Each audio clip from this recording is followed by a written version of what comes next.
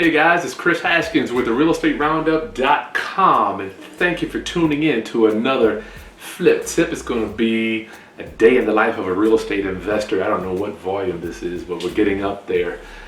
I want to make sure you're not eating before you watch this episode. With the house that we're getting ready to go see is going to be in rough shape, guys. Got a lot of mold, a lot of black mold, wood rot, food everywhere, old stuff. So just beware. You've been warned. I want to thank you once again for subscribing to our content. Take a minute, a few seconds, and just subscribe below, guys. Take a few seconds and like the content. If you appreciate what we're delivering, I'm taking time out of my life, hours and hours and hours to pour into your life. Because why? God's gonna bless me. The more I give, the more I'm blessed, the more I will receive, right? So listen, before we get to a day in the life, before we get to this house, I just want to show you.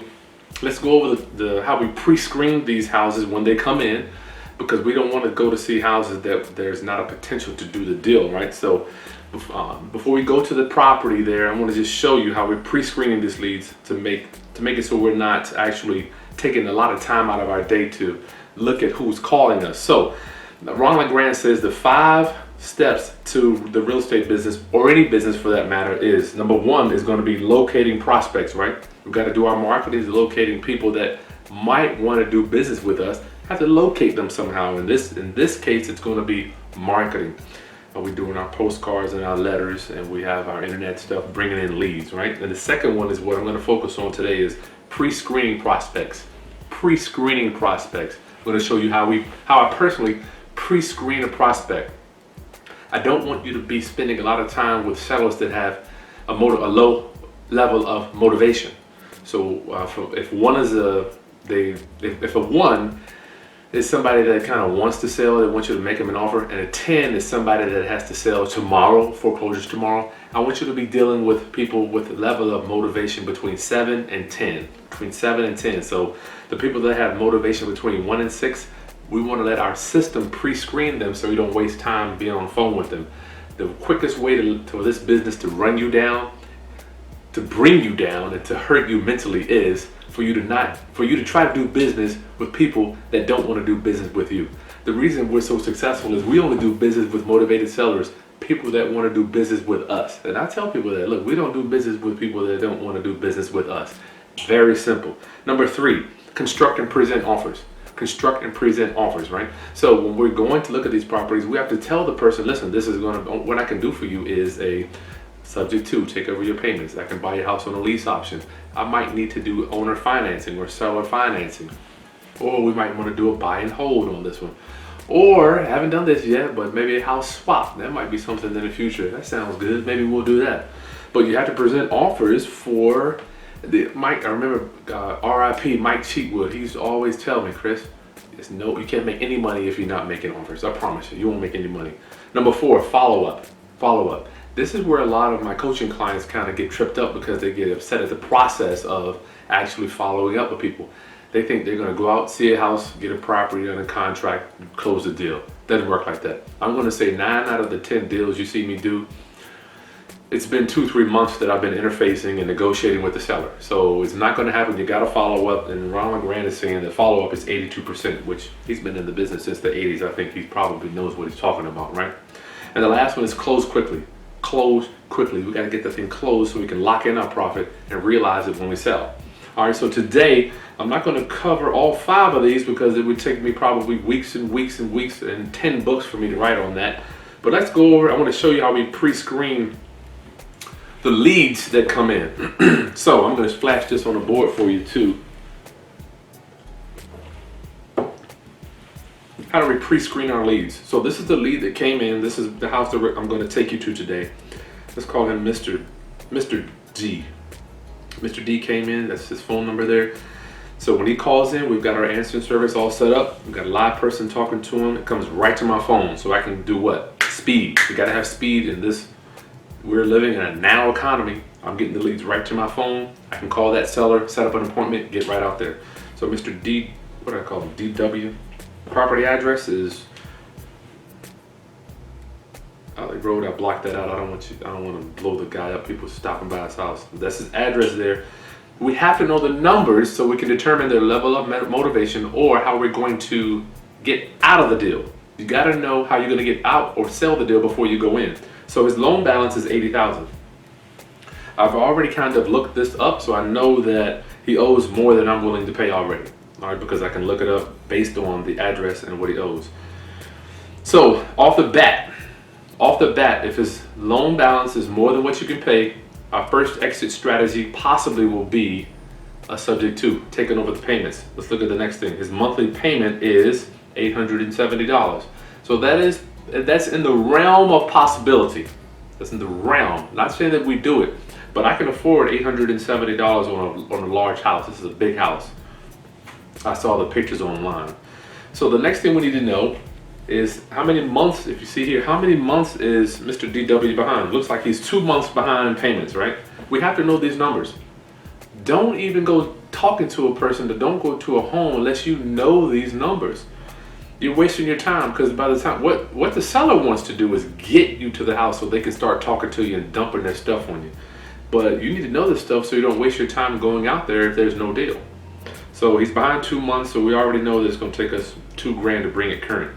So the last thing that I ask, and I used to have a lot more stuff on my answering service, but I trimmed it down because I can ask a lot of those questions personally.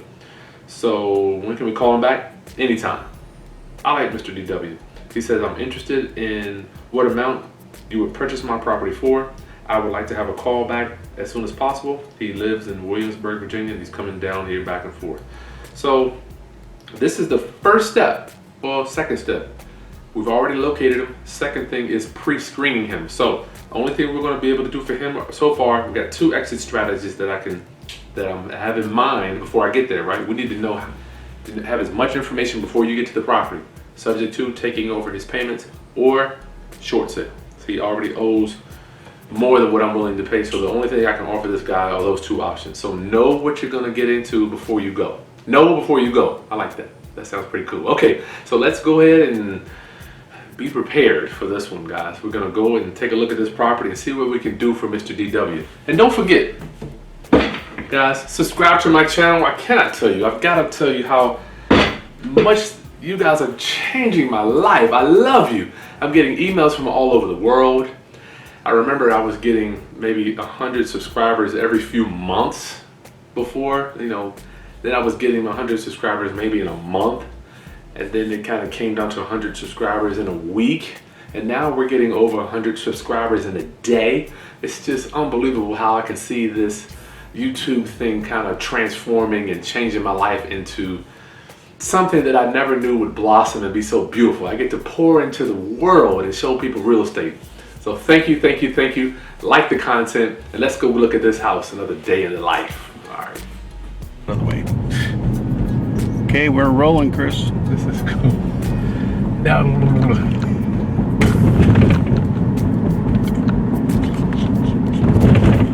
so what we got going on today, Chris?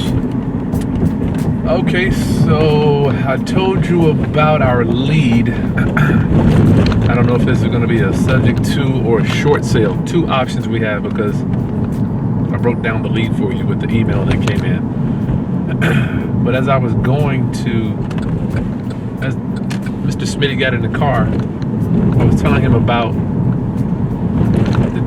the trials of an investor. I had a lady give me a holding fee of $350 2 weeks ago to move in one of my lease options, and she was going to be getting government funding to put down her down payment for her. And then the inspector went to look at the house today and said they weren't going to give her any down payment. So I have had my house off of the market for 2-3 weeks, turning down potential buyers based on what this lady did. She gave me a $300 earnest money. She gave me a $300 cashier's check. I was going to ask you, Mr. Smitty, what do you think? I feel kind of funny keeping it, but I didn't take it off the market for the whole month of January almost.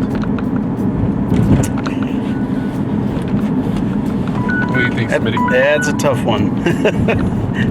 I'm with you. I hate to take the money, but it's earnest money, and like you said, takes the house off the market for a couple weeks, and you lost a potential deal, possibly. I had about 10 people call, and I told them it was already taken. So I got $300. I'm saying it to say if somebody wants to do business with you, you have to get some type of a credit. Because if you got a mortgage payment, and then don't forget, taxes and insurance are cranking every day. You gotta pay the city. But every deal, I want you to notice when we're going to see these houses, if you notice my posture when I'm going here, I don't care whether I do this deal or not. Because our mantra or our one line mission statement is we buy houses. We don't get sold houses. So when I go visit people, I don't care whether they want to do the deal with me or not. I want to do what's best for me, period. You know, and then if we get to work out a win-win to where we can both make a come up, if you will, then I'll do that deal too. But a lot of my coaching clients kind of go to these houses, and sellers can smell it when you're putting out those pheromones that you are desperate. And I'm here to tell you, sellers know when you need that money, you know. But when somebody comes in there like, look, I don't care about this house or not, you can sell it to me or not. It's a whole different line of questioning, whole different demeanor with the seller. When they look at you, they know you're serious because they are nothing but a link in the chain on your day-to-day business operations. And we're gonna look at probably 30 to 40 houses before we do one. So don't get mad at the process, all right? So let's pull up to this house and see what we got. So we're here at the street. What I want you to notice is look how this looks as we're pulling into the neighborhood. Can you get down the street there too? Lord have mercy. So you have to pay attention to what your surroundings. Real estate is all about a feel. So I'm gonna show you as we're driving down here. You can put it up, Smitty. Looks real nasty. What do we have here to the right? We got Trailers. trailers on the left here. And here we come to the house here. It looks really scary. Oh man, look how skinny this street is. You gotta pay attention to your surroundings. This is it. So I can already tell you. Oh man, look at this, Smitty. Oh yeah. Here, falling down. So I can tell you. Lots of new stuff. Oh wow. Look at this. Hello? Hello? Look at this, Smitty. Huh. Okay, so I might change my mind now. You're good. So I've changed my mind now. So now that's where we drive down the street to see what we have. So we've got all new constructions going on down here. Maybe we could turn this house into a new construction deal, perhaps. So, wow. I never knew this was even here. So we got all new houses as we go down. This looks very nice. Big open yards on this side. So that's why we always drive down the neighborhood to see what you got before you go into the house. So we rolled around the neighborhood and here we are back at the house. Looks like we've got some questionable stuff going on here, but as we go down, it's looking really good. In here, this is something. So we're gonna meet with our seller. Let me make sure he's cool with the video and then we'll go from there. Is that cool, Brother Smitty? Sounds good to me. All right. I'll wait here for a moment. Here with Brother Washington. How you doing, my brother? Right. Thank you for your time and thank you for allowing to let us record just so we can kind of do better and serve in our community better. We're going to walk through here. Brother Washington's going to kind of show us exactly. You said you got some additions going on. Tell me what happened here. Well, he added all this on. It seemed like I was only in Williamsburg, so it seemed like I was gone for too long. What you mean? Because he got dementia, Okay. and I think he had actually got it in, let me say, 2007. So this is an addition here? Yeah, all this is in addition. Holy cow. All the, So this is the original house here, no, where the house came over. Then he went up there. no. This here, this is a room in the inside. This was the porch. The porch swung all the way around. This used to be the roof here. Yeah, So the porch came up. came all the Gotcha. way to about. So the roof, looks like they did an addition and added this whole thing. Used to be a porch here. You can see the roof line there. It stopped maybe here. Then there was a porch here. From right here over was the kitchen. Now this is the bathroom up here. On the other side of that window, on the other side of it, Inside there, there's a jacuzzi right here. So we got a bathroom inside. They did a new addition for the bathroom. And there's a tub over here. Nice. Look at this. So we've got a roof line. We've got 4 different pitches up there.